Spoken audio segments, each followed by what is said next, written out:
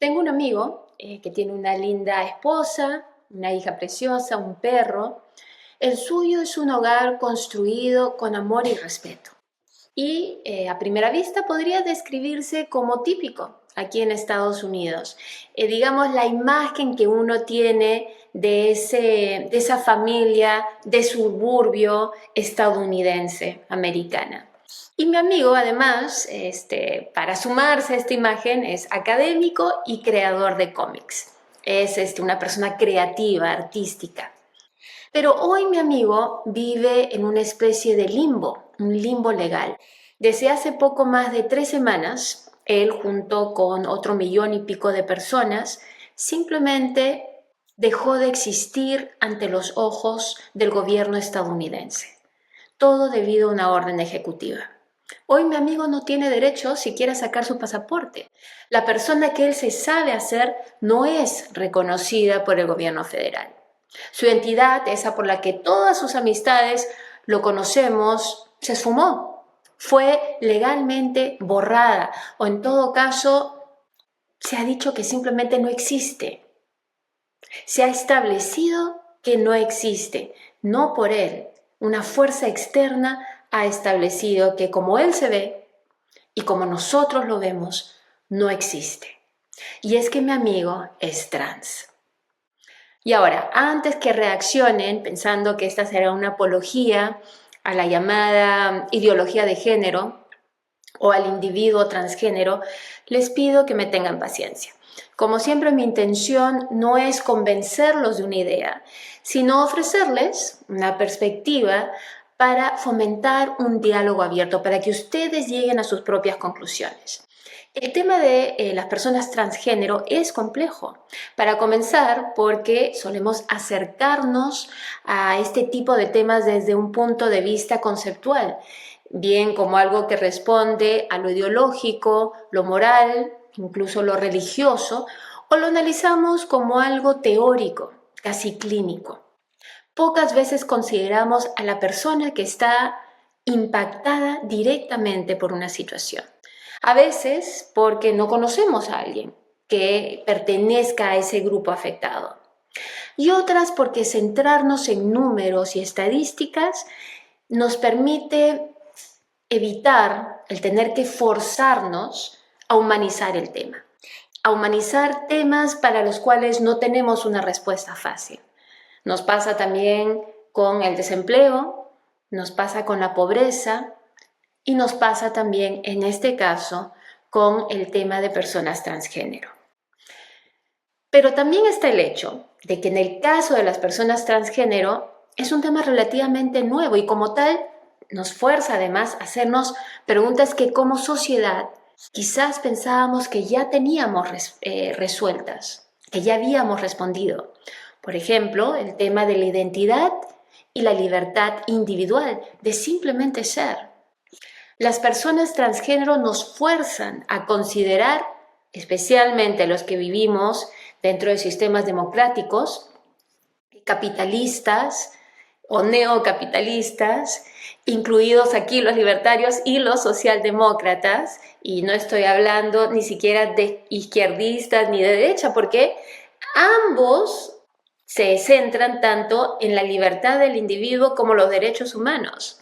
En ambos casos, creo que estas son preguntas válidas, porque nos fuerza a pensar qué tanto creemos realmente en la libertad individual y los derechos humanos.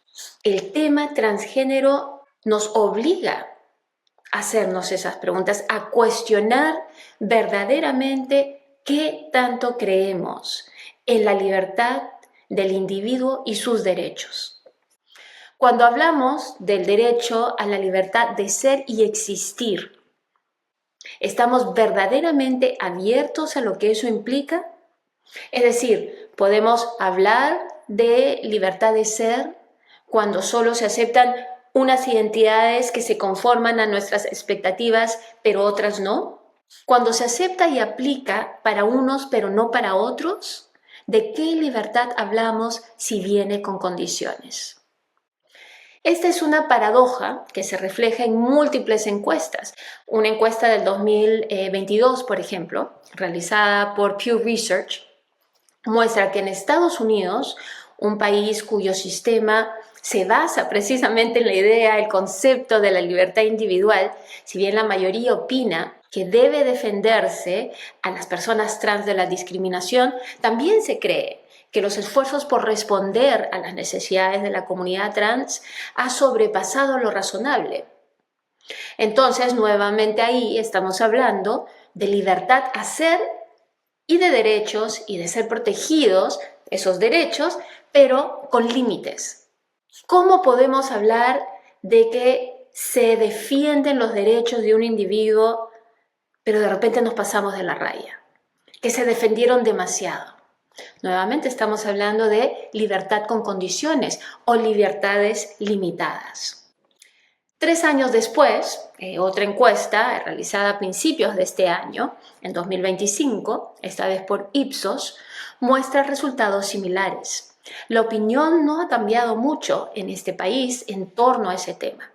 Lo que me lleva a preguntarme si quizás sea esta ambigüedad emocional de querer respetar la libertad del otro, pero a la vez tener sentimientos encontrados en torno a cuánta libertad de ser y de ejercer su identidad podemos darle al individuo, es lo que precisamente abrió un espacio para que el presidente Donald Trump rápidamente, el primer día además de su mandato, promulgara distintas órdenes ejecutivas recortando los derechos de las personas transgénero sin mayor oposición.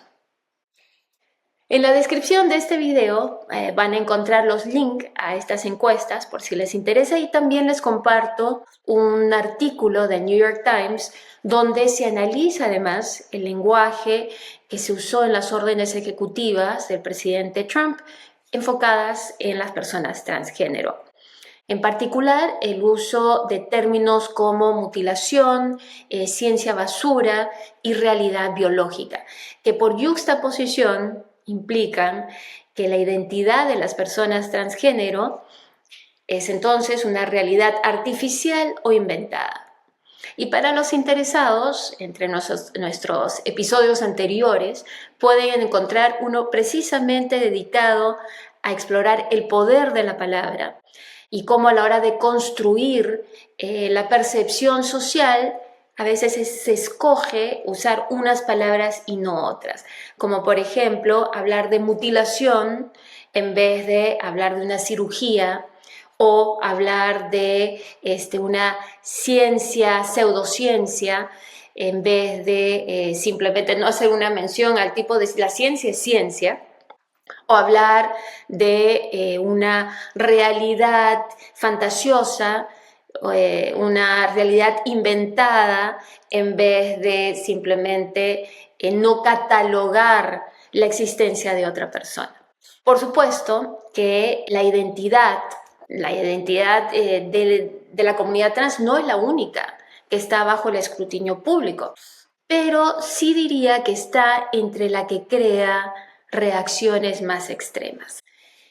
Sin ir al tema de la violencia física, que también se da, incluso llegando al homicidio, no es poca cosa que le digan a uno que su identidad es una identidad artificial o inventada. Imagínense si a ustedes le dijeran que se imaginan quiénes son. ¿Qué impacto puede tener eso en el individuo? El que nos digan que nos hemos imaginado quiénes somos. Que como nos sabemos ser, en realidad es ficticio, no existe. Y la pregunta ante todo esto que me surge es ¿por qué nos sentimos con derecho a opinar y dictar sobre la identidad de otros? Es más, ¿por qué nos sentimos con derecho a decidir sobre cómo otros gestionan sus cuerpos? Interesantemente, solo cuando se trata de sus genitales o cuando se trata de género. Por ejemplo, la cirugía plástica transforma el cuerpo de una persona, hasta hacerla incluso irreconocible, y nuestra reacción es distinta. No le increpamos a la persona que cambie la forma de su rostro, de sus ojos, su boca, nariz, senos, brazos, glúteos. Podemos bromear y podemos diferir, pero pocos de nosotros, si acaso alguno, tilda a la persona que pasa por el quirófano para cambiar su cuerpo por motivos estéticos como una aberración de la naturaleza. Eso a menos que lo que cambie sea su sexo. Entonces vale preguntarse por qué. ¿Qué hace que nos creamos con el derecho de dictar la identidad y decidir sobre el cuerpo de otra persona? ¿Y por qué asumimos que todo individuo tiene el deber de someterse a lo que nosotros, la sociedad, dicta? La respuesta a estas preguntas tienen implicancia para cada uno de nosotros, trans o no. Hola y bienvenidos a una nueva exploración en Ursula Pfeiffer POV, Point of View. Si estos temas te parecen importantes, apóyanos con un like, síguenos por nuestras redes sociales, suscríbete a nuestro canal de YouTube y únete al diálogo. Bueno, continuemos. Como dicen algunos, no hay casualidades. Y resultó que esta coyuntura, este suceso, me encontró leyendo este libro, Debt, the First 5,000 Years, o traducido al español, Deuda, los primeros 5,000 años, escrita por el antropólogo cultural David Graeber. Y Graeber, quien murió en el 2020 a los 59 años aparentemente por complicaciones de COVID, era profesor del London School of Economics, autor de varios libros y uno de los propulsores del movimiento Occupy Wall Street, que ustedes se acordarán, surgió luego de la caída de la banca o la crisis de la banca del 2008. En todo caso, y por supuesto el hecho de que el gobierno estadounidense salvó, ¿no?, a la banca, salvó al sistema financiero con además dinero del contribuyente. Pero en todo caso, en su libro, Graeber cuestiona la interpretación de la historia del dinero que nos ofrecen los economistas y el rol que los economistas le han otorgado a la actividad comercial como motor de nuestras sociedades. Es más, Graeber nos dice que los economistas se han apoderado a tal punto de la narrativa con la que explicamos nuestra realidad que se tiende a ver a la teoría económica como incuestionable y a ignorar en el proceso a los aportes de otras disciplinas, entre ellas, por ejemplo, la antropología, a la hora de querer explicar quiénes somos y cómo llegamos aquí. E incluso la arqueología, que hay hallazgos arqueológicos, nos dice Graeber, que contradicen a uno de los padres de la economía, Adam Smith, escocés Adam Smith. En todo caso, Graeber refuta la hipótesis de que el ser humano es esencialmente un ser económico, que la sociedad es un organismo nacido de las necesidades de crear un mercado y que el dinero, entendido como el símbolo de valor transaccional, como el oro o ahora la criptomoneda, es el producto evolutivo del trueque. Graeber nos dice que antes que el dinero, lo que existió fue la deuda. Ahora ustedes preguntarán, ¿qué tiene que ver todo esto con el tema transgénero? ¿Y qué tiene que ver con la libertad individual? ¿Cuál es la conexión? Bueno, es que Graeber nos plantea que la deuda ni siquiera comenzó como un ajuste de cuentas monetarias, sino como un reconocimiento de lazos de reciprocidad que nos atan unos a otros y que mantienen cohesionada a una sociedad casi como si fuesen filamentos con pegamento, de donde sale la noción de deuda como deber, como una deuda al grupo y al otro. Al corazón de la sociedad, nos dice Graeber, hay un sentido. Se ha creado esta idea de deuda por la cual constantemente o continuamente nos sentimos atados y reforzamos nuestras ataduras a otros. Y de acuerdo a Graeber, todos tenemos esta deuda con la sociedad. Por tanto, nos debemos a ella y a los otros miembros de, obviamente, nuestra comunidad, nuestro grupo. Y esta deuda social y el hecho de que así como nosotros nos debemos a otros, los otros también se deben a nosotros, es lo que nos da el derecho a opinar y a imponer nuestra opinión sobre cómo actúan los demás, cómo se presentan los demás. Aquellos que no respetan esta deuda, o que no honran su deber social, tienen que pagar. Y aquí Graeber nos da como ejemplo el caso de los presos, quienes están en la prisión precisamente pagando su deuda. Dentro de la teoría de Graeber, nuestra libertad entonces está supeditada a nuestra deuda social, es decir, a nuestra obligación de aceptar y actuar dentro de los parámetros esperados de comportamiento, o lo que el sociólogo y psicólogo social canadiense-americano Erving Goffman llamaba nuestra performatividad como actores sociales.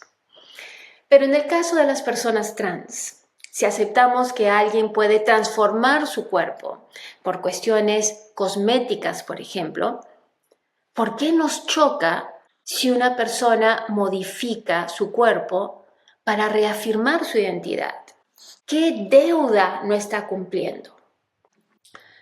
¿Por qué sentimos que un individuo tiene menos derecho sobre sus genitales que sobre su rostro, por ejemplo? Desde mi perspectiva tiene que ver con dos cosas. Por un lado, por nuestra preferencia como especie, por categorizar todo y tener categorías demarcadas y claras, en este caso, identidad y género. Como seres que categorizamos todo para asignarle no solo atributos específicos a cada cosa, sino especialmente para establecer expectativas, es decir, queremos saber qué debemos esperar de cada cosa. Queremos saber qué es para de ahí generar expectativas y rápidamente saber cómo actuar, cómo reaccionar, etc. Y en ese sentido, no nos gustan los grises, no nos gustan las zonas ambiguas, nos incomodan. Aquello ya catalogado no debe cambiarse. Eso es cambiar las reglas de juego. Y eso no nos gusta. Encima, las cirugías de reafirmación de género son además algo relativamente nuevo, desconocido, al igual que la identidad trans. Y lo nuevo y desconocido también alteran las reglas de juego. Pero por el otro lado, quizás mi inclinación está más por aquí, va más por este lado. Tengo la impresión de que la deuda social que no terminan de pagar las personas trans se centra entre lo genital y la alta carga social y emocional en torno al tema de la reproducción. No es casualidad, por ejemplo, que otro caso de intenso patrullaje sobre el cuerpo también esté relacionado a lo genital, particularmente al sistema reproductivo. Al día de hoy, pese a que la mujer ha ganado muchísimo terreno en el campo de sus derechos, en la mayoría de países aún no puede decidir sobre su cuerpo cuando se trata, por ejemplo, de una gestación no deseada. Hay algo ahí. Los genitales y el sistema reproductivo son zona minada. Puede ser que sea el eco de temores creados en épocas milenarias, en que cada nacimiento de un nuevo miembro de un grupo era casi un milagro.